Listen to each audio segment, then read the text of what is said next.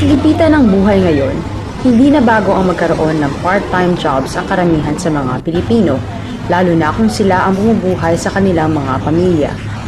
Ngunit mayroon din namang mga estudyante na humahawak na ng part-time jobs, kahit na nasa kolehiyo pa lamang sila. Isa sa mga pinakapopular na trabahong pinapasok ng isang mag-aaral sa kolehiyo ay ang pag-tutor.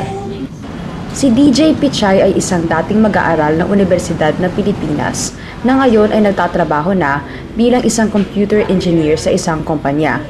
Siya ay isang dating tutor noong nasa kolehiyo pa lamang siya. Sa skills ko, magaling naman ako sa math. So, mas mapapadali. So, mas malaki kita niya kaysa sa iba pang part-time.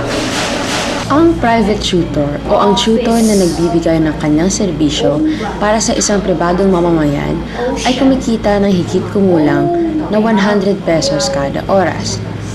Ang isang tutor naman na nagtatrabaho para sa isang tutoring center ay madalas kumikita ng 80 pesos kada oras, depende sa itakda ng may-ari ng center. Saan ba napupunta ang pera kinikita ng isang estudyanteng tutor? Kailangan ng pera para sa pag-aaral. Ako yung nagkaparan. Sang-ayon naman dito si Josephine Sanglay, may-ari ng Brain Plus, isang tutoring center sa San Mateo, Rizal, kung saan nagtatrabaho din si DJ bilang tutor. First na nila kinoconsider nila allowance. Second na yung parang passion nila. Magsayahan natin mga part-time, mas marami yan. Mga 24, lahat. Ngunit kahit na malaking bagay ang pera, mahirap din ang magturo kung ikaw ay isang mag-aaral din. Ang pinaka-dilemma mo dyan is wala kang time para mag-aaral. At naiisip mo na natuturuan mo yung ibang tao pero hindi mo maturuan yung sarili. Ganun pa man, ang mga katulad ni DJ ay patuloy na nagtututor kahit na siya ay may profesional na trabaho na.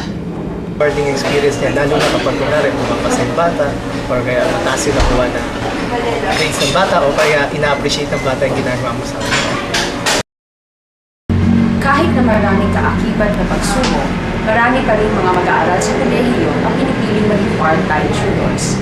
Hindi lang dahil sa kanilang pinansyal na pangangailangan, hindi dahil ang trabaho nito ang nakapagpapasaya sa kanila at nakapagtuturo ng mga katangiang kinakailangan nila para sa profesional na trabaho. Keisha Kapili, nag-uulat.